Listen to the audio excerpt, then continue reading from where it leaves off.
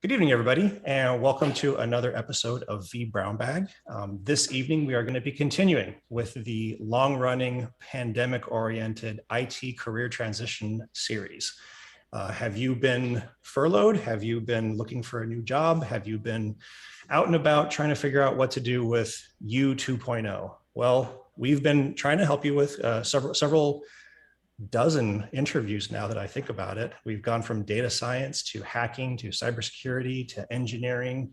And this time, I'm really excited about this. We got Christina Warren on tonight. On Twitter, she is film_girl.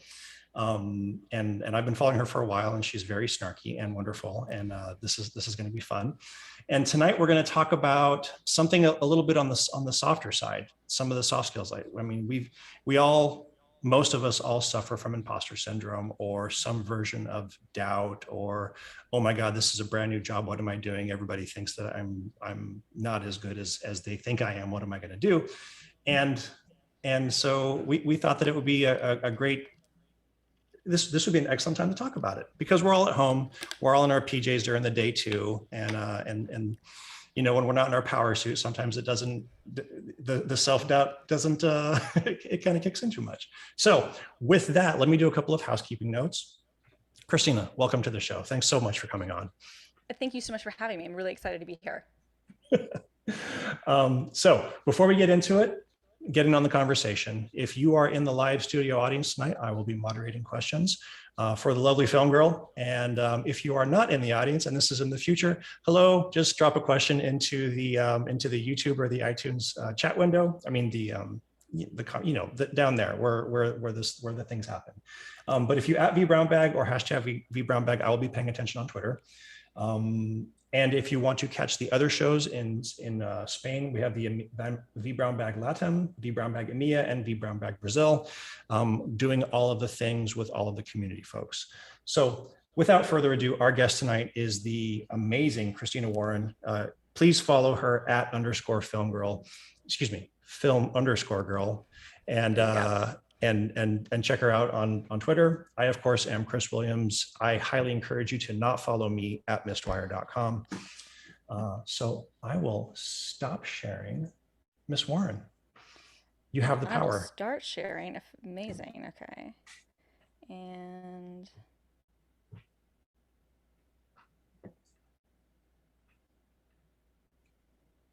all right. And you see my screen. I see about me. All right, perfect. Here we go. All right, perfect. All right, so this is, and it's actually funny, I want to tell a little bit of story. First of all, hello everyone, I'm Christina Warren. I'll talk a little bit about who I am in just a second, but I wanted to touch real quickly first on just the title of this talk, because this was a funny thing that happened between Chris and I. He'd been bugging me. I'd had the idea for the talk. I knew what I was going to talk about. I was slow kind of getting the update to him to put on the website. And he was being very gracious and not bugging me too much. And he was finally like, dude, help me out. And so I gave him I totally forgot about this. I gave him the title and I was like, switching careers and taking on new challenges without drowning in self-doubt, like question mark. And then his immediate reply was like, oh, do you need to talk? Because I'm totally, happy to talk to you. And we both kind of realized inadvertently, he thought that I was saying the reason that I'd been slow was because that was what I was going through and was offering his support, which is amazing. And I was like, no, this is the title of my talk. I laughed for like 15 minutes solid after we did that. I did too. But it hit for me, and the reason it hit for me was because I think this is one of those things that even for those of us who feel like we've maybe reached like a good place in our career, when you want to go to that next level, whether it's switching complete industries, which I've done, or if it is just maybe going to a new, either, maybe you're going into management from being an individual contributor, or maybe you're focusing on one type of technology when you used to do another. Like, I think though that we've all kind of experienced that thing where we're like, I've just taken on a new job. I'm totally drowning and I have imposter syndrome. I don't know what to do. Would you agree with that, Chris? I've suffered from that at least 3 times a day, if I'm going to be perfectly honest. Yeah, no, I mean, I mean, we're in IT, so Yep. we don't have the 20-year long career anymore. Right. That's a thing of the past. And when we switch jobs, two things happen. One, we give ourselves a pretty decent pay bump, Mm-hmm. if we're lucky, if we're fortunate, Right. and two, we immediately get a wash in 17 new technologies, 30 new people that we have to get to know. What are their skill sets? How do I integrate myself into that environment? And the fire hose just starts immediately of all of the things. Yeah. Yeah. So And there's always that question, because especially if you're coming from something that you felt like, and I don't know if this is true for you, or if it's the case for you and for other people in the audience, but I know for me, when I've done this, it's like I finally felt like I was completely competent and solid and good at what I was doing before. Like I had it.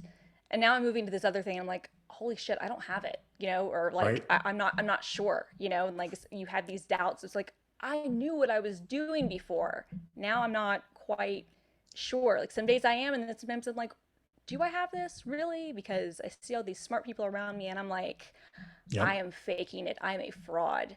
Mhm. So I think that I wanted to talk a little bit about this. Because like you said, I think that for people in IT especially, this is like applicable. But I come at this from a slightly different perspective, because I did this. I work in engineering now, but I switched to engineering from a completely different discipline. I was lucky, and I'll talk about why, and I'll talk about how that happened. But these are just some of the things that I've kind of taken into account, of things I've been thinking about over the last 4 years or so. Also, I apologize. I want to say in advance for my appearance. It is really hot in Seattle. I do not have air conditioning. I'm wearing a hat that says spreadsheets on it, which is awesome, and a Taylor You Swift get a t-shirt. complete pass. You're in the middle of a heat bubble right now, so I'm there is no. yeah.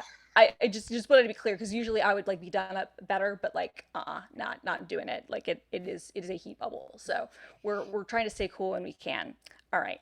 So first of all, a little bit about me. So this is a photo. This is I like to show this in certain talks, because Oh I my feel like gosh. when I look at my career and when I look at my trajectory in life, it starts here. And this was me when I was 6 years old in first grade, and I was cutting the ribbon of the school's computer lab. And it was all about this writing to read program and this fusion of writing and technology.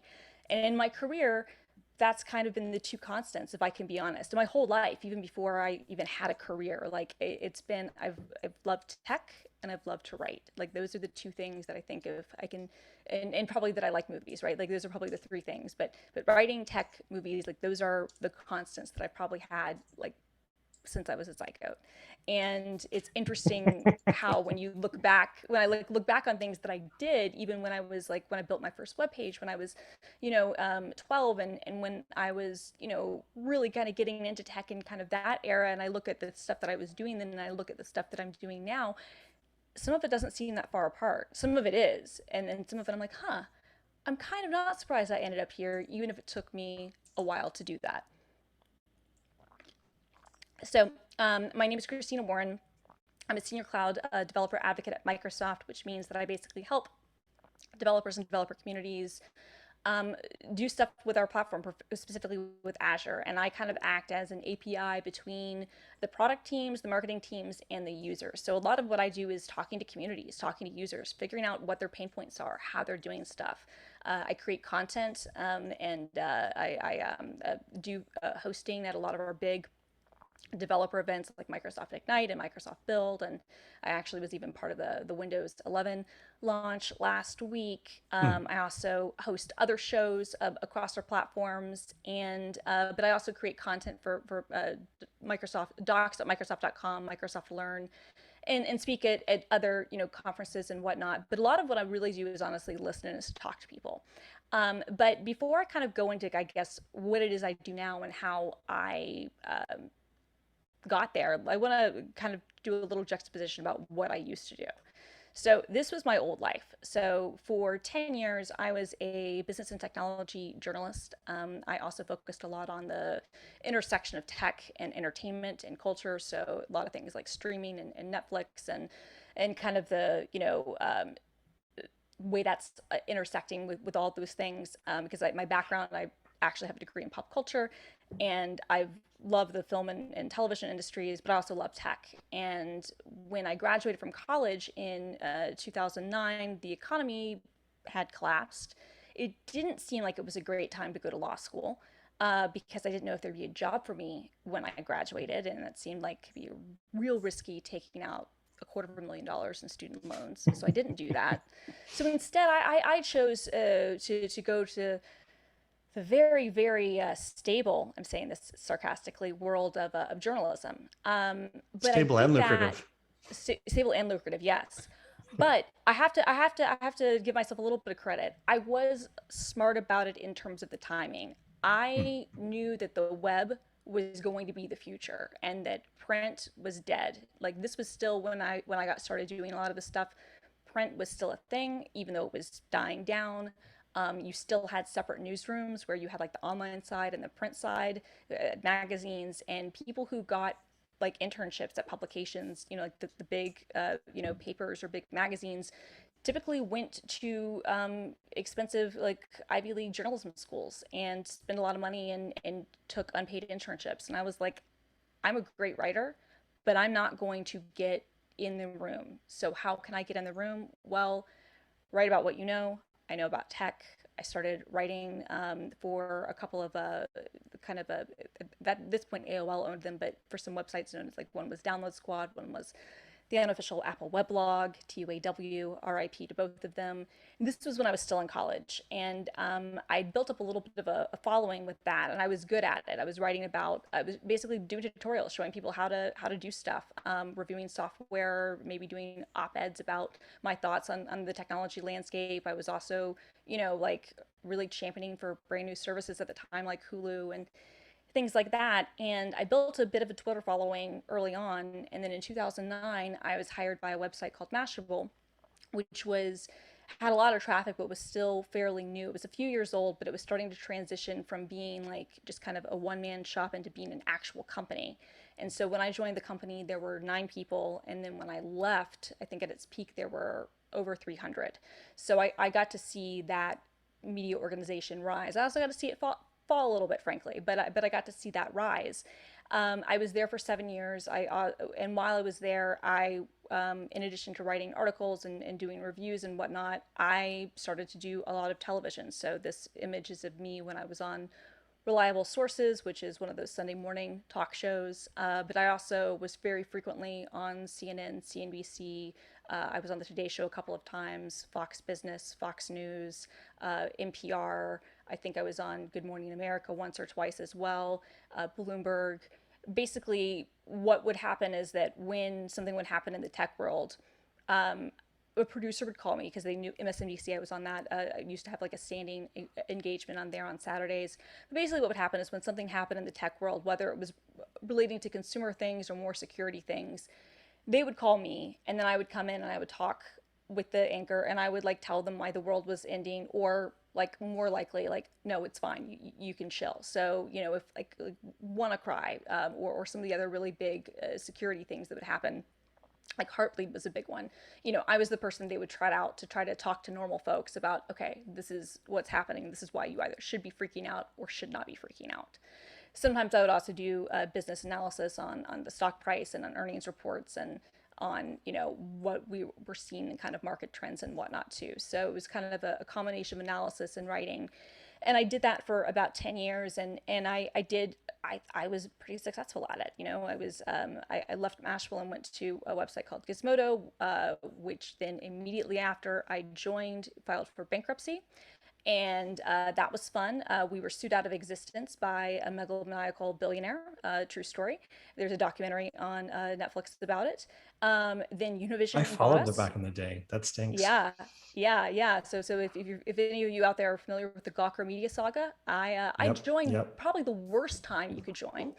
Uh, But as I always say, like I figured I was like, well, one way or another, I'm going to get a good story out of this, right? Like there's nothing says, when I even look at my life now, I'm like, well, nothing will probably be as risky as the time you accepted an offer from a company and the next day they filed for bankruptcy. Like, you know, you only live it's all up once. from there. I mean, and Basically. yeah, No, go on. Yeah.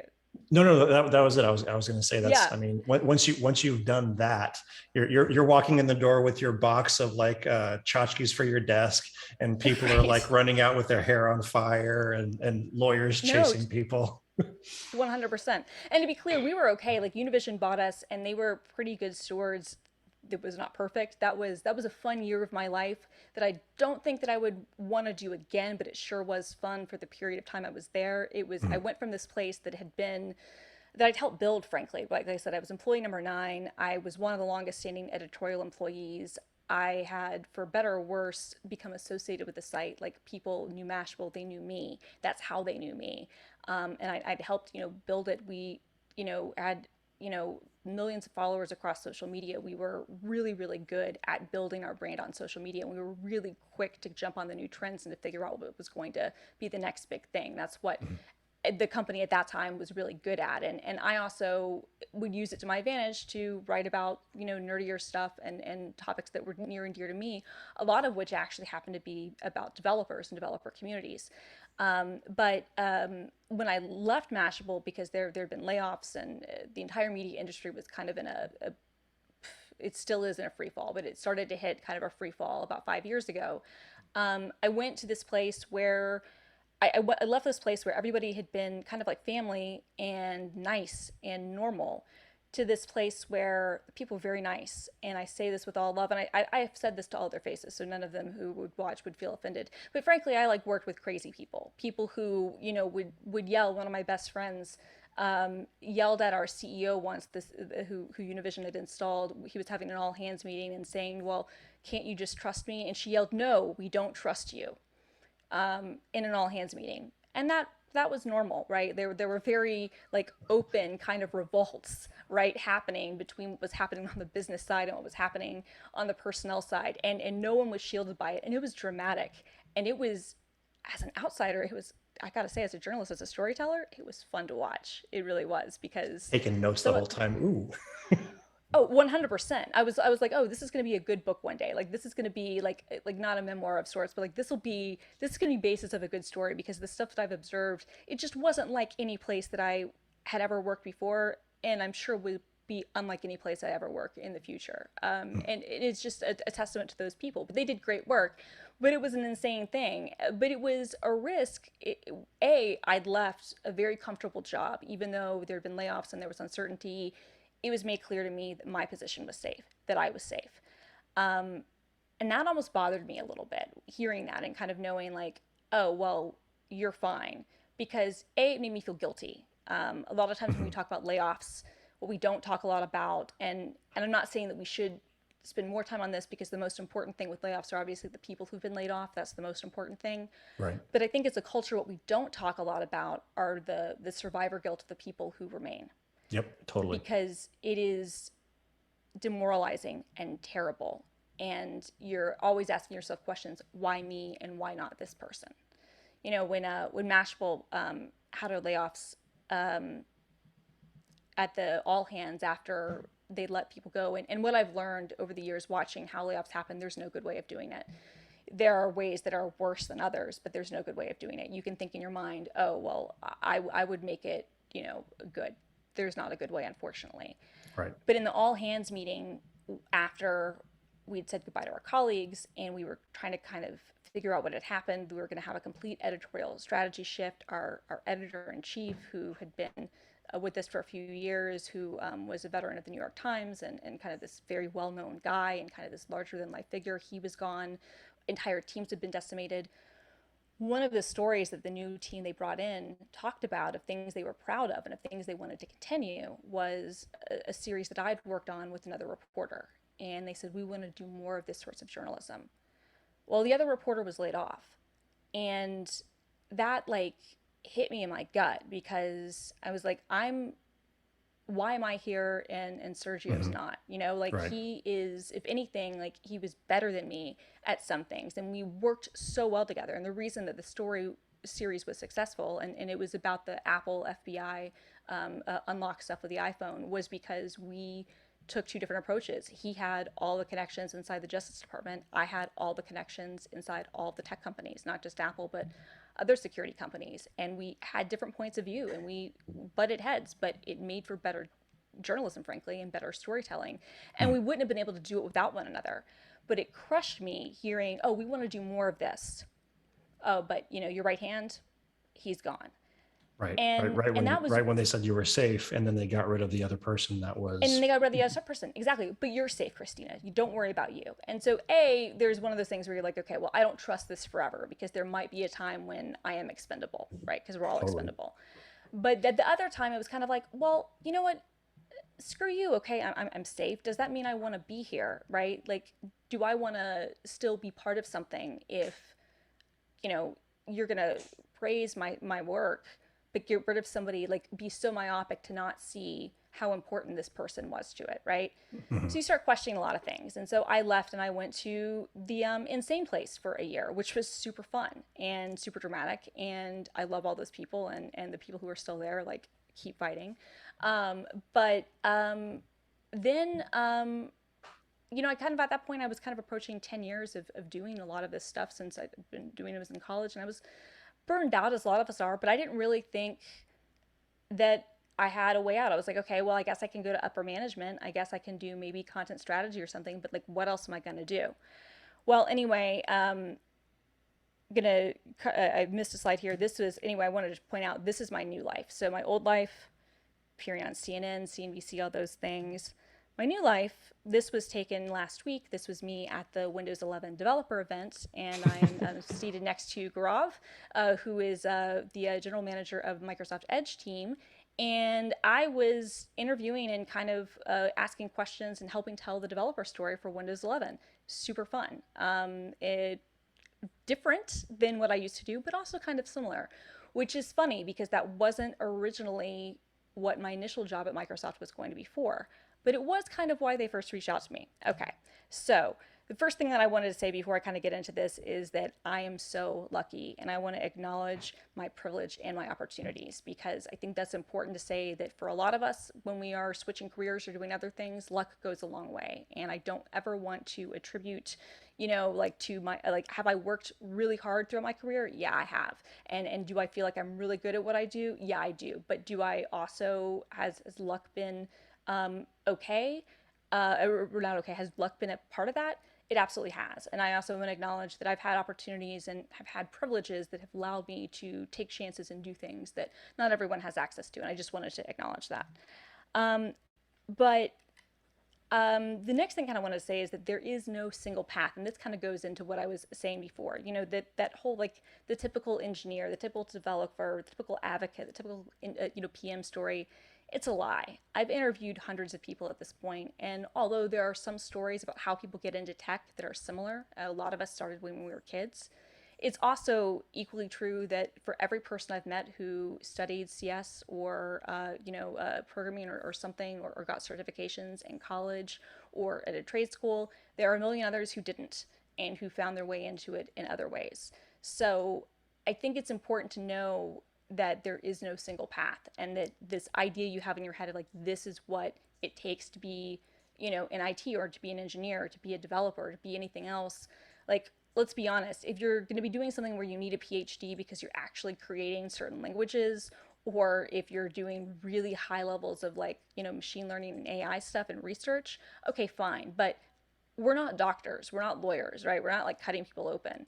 We're fiddling around with computers, and not to discount the importance of the work that we do, but you know, um, it's different. And so I think that we should open ourselves up to knowing, like, people come at this from all different perspectives and all different career paths.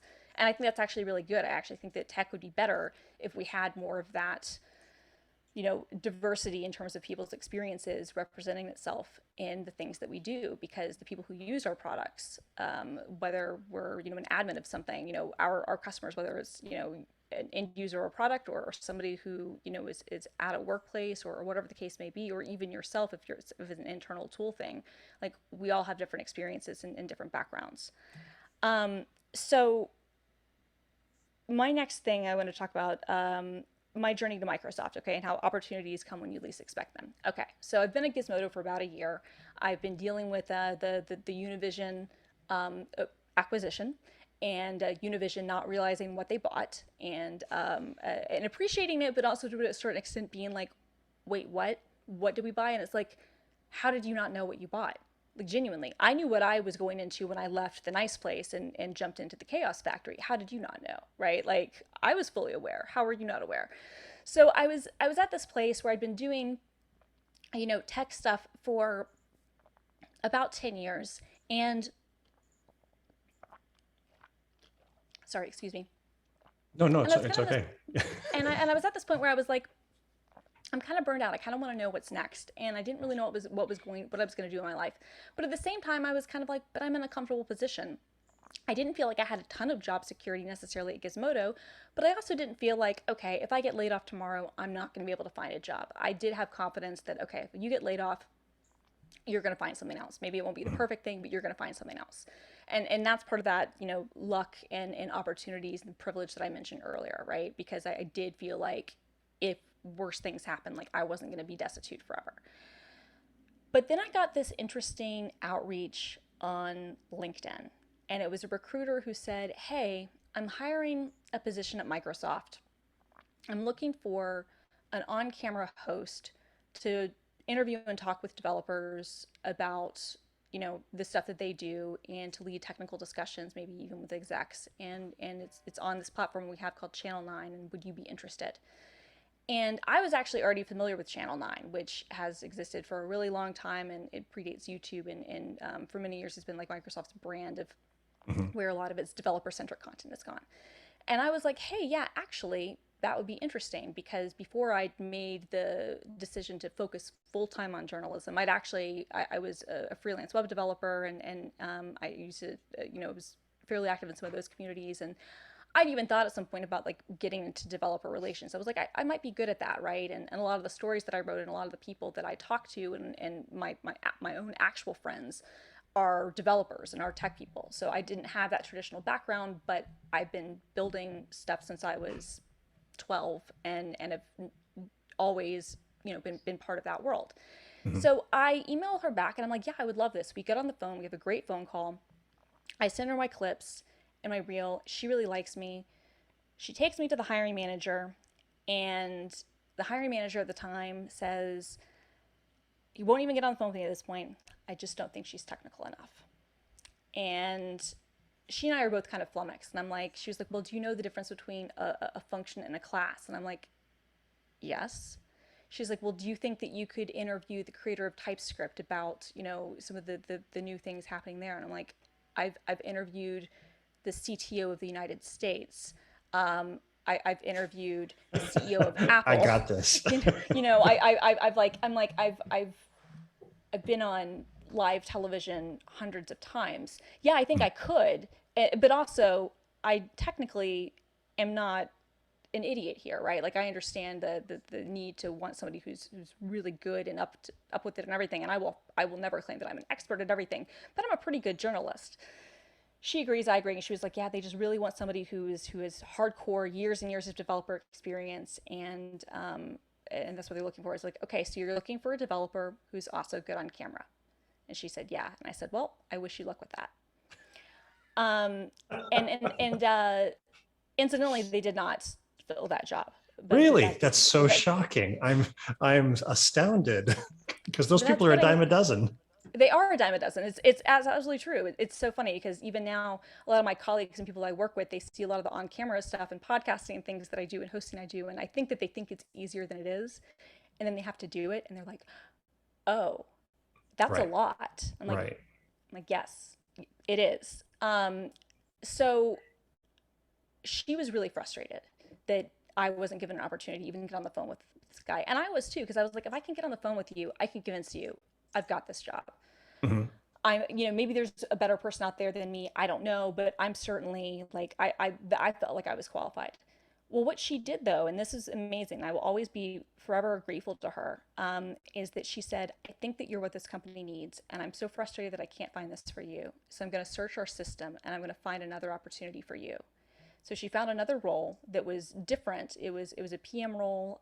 It had to do with some content stuff, but it was not on camera. It was a different sort of thing, Mm. And she said, okay, I'm going to, it has a different recruiter. She says, I'm going to get this to you, and I'm gonna connect you with this person.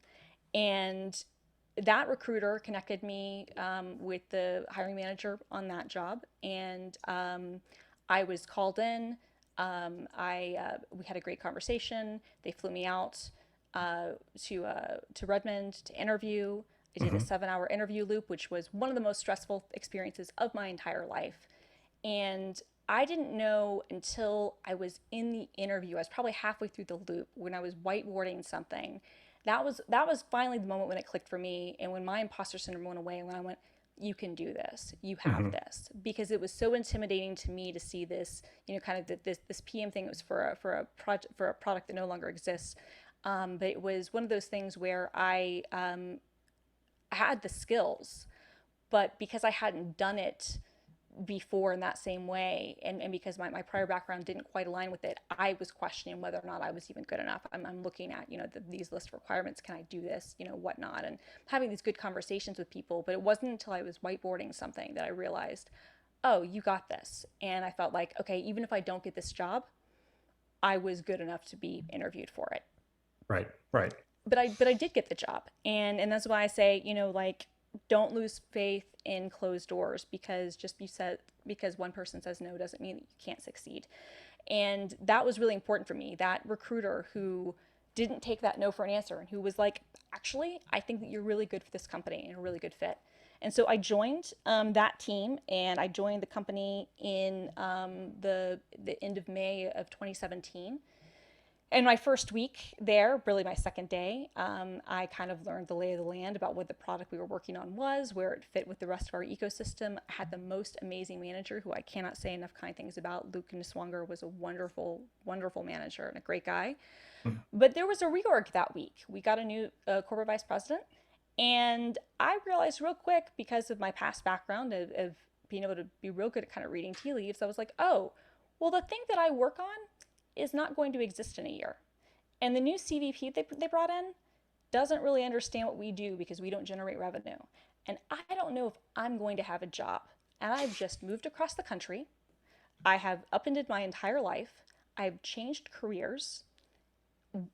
Am I screwed? What am I going to do? So at that point, you kind of go into fight or flight mode. And you're kind of like, well, all right, I better make friends with people. I better find a landing place, right? Because Mm. no one's going to be loyal to me. I'm first in. Maybe I'll be first out. Maybe they'll find another job for me, but won't be what I was hired to do. I don't know. So I made some friends with people who had just joined this brand new developer advocacy team. It had just started. In fact, the job that I was originally recruited for would have wound into that team, but there had been a reorg since that outreach. And so the hiring manager for the on camera job that I didn't get, that I wasn't allowed to interview The one that that I said you wasn't weren't deemed technical enough.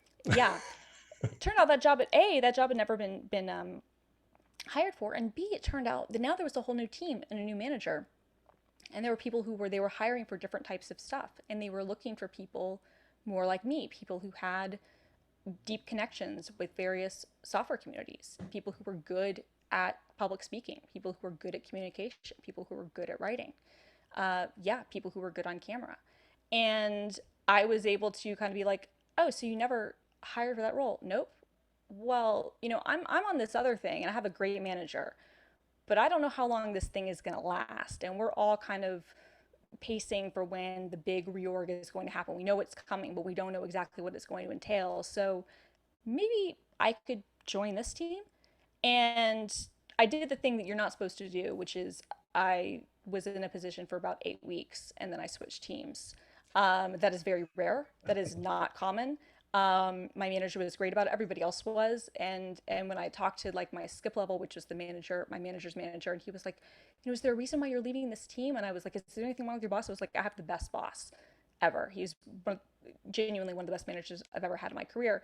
I was like, but I think I can provide more value to the company in this new role. And that was Mm. true. And the great thing was, when I joined Microsoft, I kind of had this goal in my head that I didn't think would ever happen, where I thought, okay, within 12 months, you're going to have the opportunity to interview for that job that you weren't allowed to interview for before. you're going to have that opportunity. That was kind of my goal. And I didn't know if I Hmm. would actually get to do that or not, but that was kind of mentally where I was at. I was like, I want that. This is the goal I'm setting for myself. I want to be there. And it took 2 months. And I joined the team, and frankly, the way I look at it is I was like, everything was right in the world. I was hired. I was briefly on another role where I got to learn different parts of the company, and really learn some new skills that I wouldn't otherwise have, that I'm really grateful for. But I feel like, no, I found the role that I needed.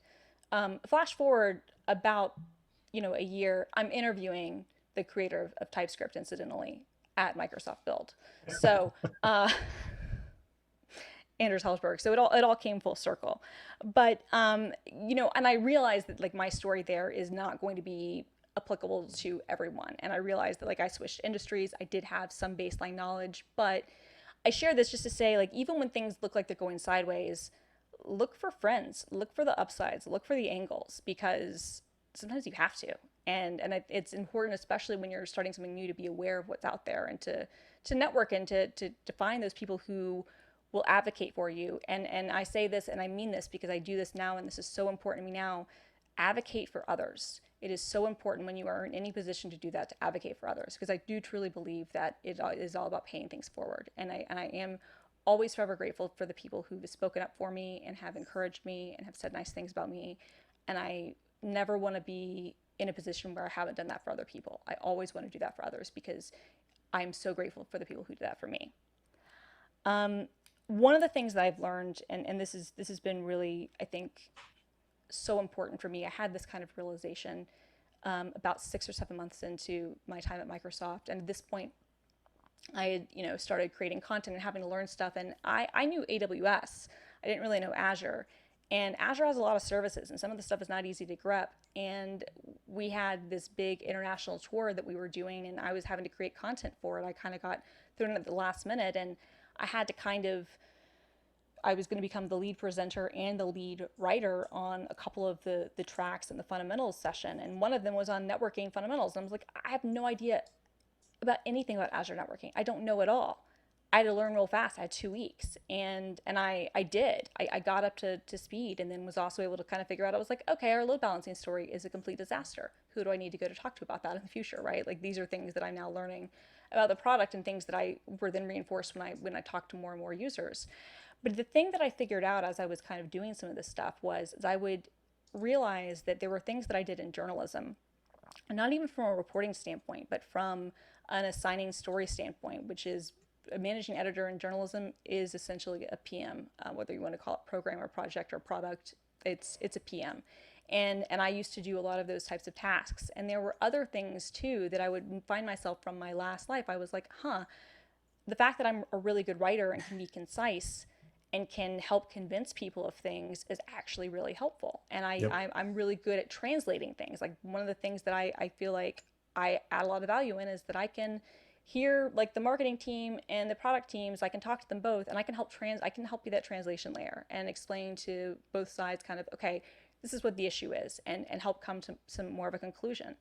But what hit me was, you're not starting from zero. You will still transfer, your skills will transfer more than you think. That was such a revelation for me when that clicked, when I realized I'm not starting from the very beginning.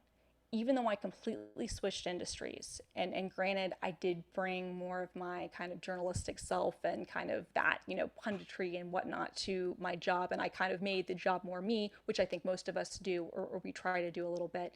Hmm. um, I still, even when I was, like, in the first job, which was not very similar in some, at least on paper, to kind of what I did before, I realized I'm not starting from zero. I still have this skills transfer, and I still have these things, whether they're soft or hard skills, that are going to be useful, even if I don't see it immediately. There's going to be stuff that I've done before that I'm building off of. Hmm. And I think that's so important when you're switching, especially if you're switching amongst disciplines in tech. So much of the stuff is transferable. And in IT, so much of it to the cloud, it's not like all the IT stuff suddenly went away. It's not like all the admin stuff suddenly died. It's just shifted some. And so I think realizing that you're not starting from zero, that you do have a base level of knowledge. It's not like you're, a kid learning to walk again, right? It's just like, if you haven't ridden a bike in a long time, you can get back on. It might take you a little while, but you can get back on because your body knows its center of gravity and it knows how it can balance itself. And there are now new things that you are aware of, like where things are in front or behind you. So you're not starting from zero. And when I kind of had that revelation, it really changed things for me because it made it, especially as we have imposter syndrome, made it easier for me to kind of realize I might not be as great as I was at that other thing, but I'm not a complete neophyte. And it's not like I have zero knowledge. I have something, and I can build from that. The next thing I want to say, speaking of imposters, we are all fucking imposters. No one is as cool as they appear online. This video is meant for children, Christina. I don't know what are you thinking? No, I'm kidding. Totally joking. Okay, yeah, I was gonna say we'll have to bleep that. Also, I think the 12-year-olds will be fine. They've all said it. They've all said it themselves. Daddy, what's imposter syndrome? Daddy wants imposter syndrome. Yeah, 12-year-olds, you don't need it, but if the 12-year-olds saw it, I'm just saying. But yeah, no one is as cool as they appear online. We all have it. I have been lucky enough in my career, both in journalism, but especially in tech, where I've worked alongside some of the smartest, most brilliant people in the industry, people who have way higher credibility than I do, people who are more famous than me, and all of them, I see them questioning all the time, am I good enough? Am I smart enough? Am I doing this right? When I realized that, when I realized that people like that have those questions, it kind of made me feel better because I was like, well, if Sarah Drasner deals with imposter syndrome sometimes, then, me dealing with it is completely okay because she's amazing and she should know she's amazing because she's a fantastic, engineer and engineering manager and has so many artistic skills and other skills too. So no one is as cool as we appear online. All of us put on an image out there of the way that we want to be seen. And to a certain extent, some of it's performative, some of it is maybe for ego. Sometimes we're more honest, and I love it when we're honest. I try to be honest about my struggles when I'm having them. But to go back to our conversation at the beginning of this, Chris, like when you reached out to me, when you didn't realize that was the title of my talk, like you were willing to offer an ear, which was so nice. And I think that's just reflective, though, the fact that this is something we all deal with. And I think if we recognize that everybody is going through this to some extent, we might be at different stages where we are with it, but everyone feels this. It makes it feel less, you feel less alienated, you feel less alone. At least I do. The one thing that happens, though, is that sometimes when you are starting something new, or when you're trying to get into something new, you have this loop that is telling you that you aren't good enough. You can't do this. You're not doing this correctly. You're never going to be, as smart or as good. Like something's not right. You have this loop that's just repeating in your head. And my shrink actually gave me this advice, and it was that you have to break out and you have to create a new loop.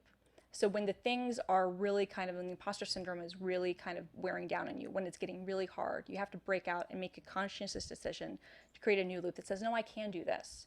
And look at these things that I have done. And maybe I don't have, the ability to run like 12 Kubernetes clusters and to manage things the way that I would want to, but I can do this. I can create this one thing. We have to create a new loop. We have to create a new loop that gets us out of this circular thinking, which is I can't do this and I'm not good enough. You have to create a new loop for yourself. And it can be really challenging. It can be really hard, but it's a conscientious thing that I do myself, especially when I'm taking on new tasks and I'm learning new skills, is that I'm like, okay, create a new loop. Don't get stuck in the mindset of I can't do this. I have to conscientiously be like, nope, I can and I will. And maybe start with incremental steps about what I can achieve, feel better, and then go on with it. But you have to get out of that place that says, there's no way I can ever accomplish this or I can ever be good enough. Because a lot of times the knowledge that we build up, and this goes back to my previous point about not starting from zero, there are things that you assume that everyone knows because you know it. I know that's certainly the case with me. There are things that I figured that because I'm a good writer and I know how to communicate with people, that anyone can do that. And then I learned, oh no, that's actually not the case. There are some people who really struggle with that. And it's a skill, the same as any other. Or I'm really good at Python. And there's some things that, some aspects of Python that are just, normal to me. And I figure, well, if I know this, then everybody does. Then I realized, oh, not everybody does know this. And I think it's really important to be aware of that and to kind of create this new loop for yourself, because a lot of times the knowledge we build is incremental and we just assume that, well, I have it, everyone does. But also, because it's incremental, it doesn't feel as vast as when you look back on it. When I look back at what I've learned over the last 4 years, and the difference in like how much my skills have improved, it is genuinely night and day. And I wasn't a non-technical person before, but I'm so much more technical now. When I look back at code that I've written before and I look at code that I write now, it's very different. But if I compared code that I wrote this week to code I wrote last month, it might not seem that way. So it's important to kind of create that new loop for yourself, to not be stuck in this, I'm not good enough, I can't do this, I'm never going to get it, because you will over time, you will.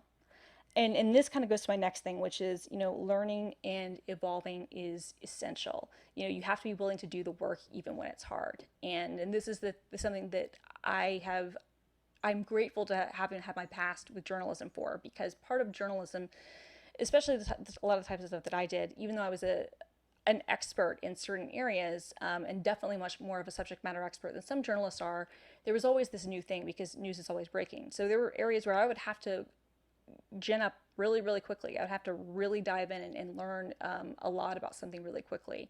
And that's similar now as a generalist, where there are things where I'm not going to maybe be able to go super deep, but I need to learn how something works. I need to know the basics of it, and then know who I can go to go deeper really quickly. And so learning and evolving is essential, and you have to do the work, and it's hard. But being open to learning and being open to continuing to take on new challenges, I think is one of those things that will make it so much easier to switch careers, or switch disciplines.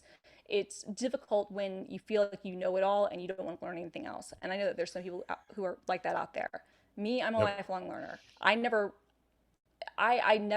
want to stop learning, like I always think about all the things I don't know, and that's exciting to me.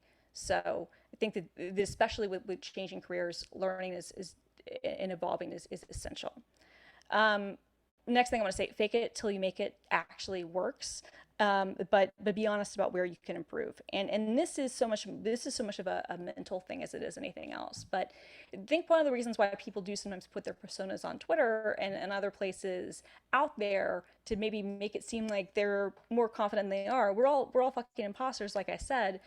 But faking it till you make it does work, because if you have that, present that air of confidence, other people will pick up on that and will treat you with respect in return, whether you've earned it or not, right? So sometimes that can be a bad thing. And I think we've all met those people who were like, how has this person continued to fail upward? If I only had the confidence of this mediocre person, right? We've all had those moments, and you're like, wow, I'm You didn't say that so. phrase exactly right, if No, I I recall didn't. No, correctly. no, I didn't. I'm not trying to get you canceled, Chris. I'm trying to No, be no, no. like, It's perfectly fine. well, This is a free speech zone. the phrase is usually, but I don't think it just relates to this, to be clear. But the phrase is usually, if I only had the confidence of this mediocre white man. But to be Absolutely. clear, it could also be a mediocre any person, right? But there's a certain thing where you're like, man, this there's a guy I used to work with at Univision. His name is Felix Salmon. I murdered him on Twitter a couple weeks ago. Mhm. He wrote a story about what he had termed theft, according to some company, of I guess unemployment benefits. And I just pointed out in the replies that then went wildly viral, because it turns out many people don't like him. I was like, I worked with you for a year, and the year we worked together, you were paid $400,000, and we know this because of an error in the union contract. And you did nothing that I can think of except for scream loudly on the phone with your kitchen contractors. And this is true. And I'm not saying that to try to rag on him too much. That's actually completely true. All I saw him do for the year that we worked together was not write and loudly speak on the phone with his kitchen contractors, and he was paid Man. $400,000 a year. Little bit frustrating then to see that person then complaining about like so-called like wage theft. I'm like, really, Right. Right. really. Exactly. But I wish I had his confidence, because he now is the chief financial correspondent for Axios and makes more money than all of us. And I'm like, I wish I had your confidence. So there's always those people out there. But I think more often than not, faking it till you make it, to a certain extent as well, as long as you're like honest about where you can improve, is not a bad thing, especially because presenting confidence and presenting like that you've got this, even if you don't, is important. Also, more often than not, you do have it, right? Like sometimes shit's really going to go bad, especially with IT. Like sometimes stuff's going to crash and fail, but usually it's going to work out. You're going to find a way, right? So faking it till you make it, I'm not opposed. It's one of those things we're not supposed to say, oh, we're trying to help you not to do that. No, sometimes it's really necessary. And I think the reason it's necessary is for our own ability to get confidence when we don't think we deserve it. And what'll happen is over time when you realize, hey, this did work out and I do know what I'm talking about and I was correct, you start to trust yourself more and you don't have to fake it as much. So that's a big one. The next thing though I want to say is that it's okay to fail. Failure sucks, but it's necessary. And especially when you're, moving to something new, there are going to be times when you fail, when you don't know all the answers. Not only is it necessary, failure is a really hard thing for me. I'm a perfectionist. I hate to fail. But when I look back at my life and the areas when I've had big failures are some of the most Well, best the learning ones where you experiences I've had. grew the most. Yep. 100%. I would say that not only is it's imperative. I mean, the only time that we learn is when we fail, when something has broken, or when we failed, or when we need to. If we go through life and we have no failures, then we have not grown as human beings. 100%. 100%. And usually it's because we've been afraid to take chances and you've been afraid Exactly. to try something new. Yeah. And I think, so it's really important. It sucks. And I know it sucks. I hate failing. I hate it so much. But I have to force myself sometimes. I'm like, okay, I have to fail at this in order to actually grow, is exactly as you say, in order to learn something, and in order to evolve.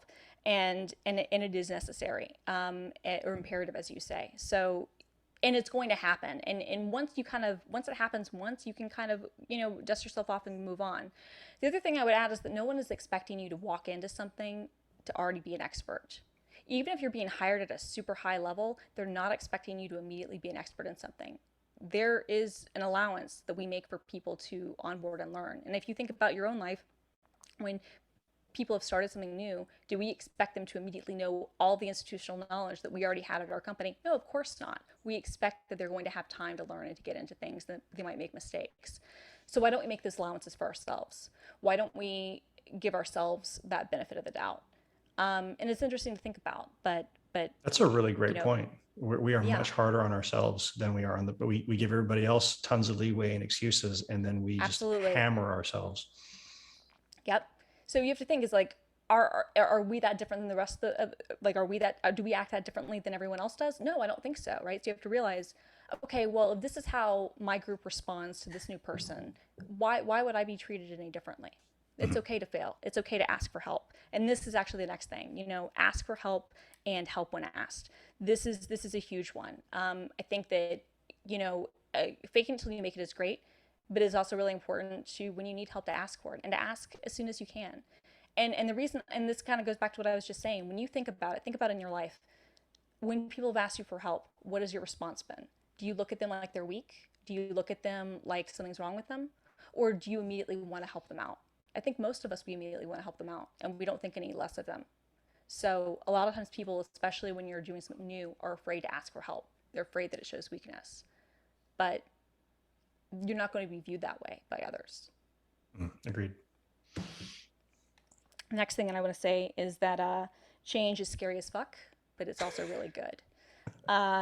The reason that I kind of did that preamble at the beginning so much about kind of like when I did the year into in craziness, when I jumped into literally like the Gawker fire, the year of Gawker, that was so good for me mentally and emotionally, even though it was difficult too.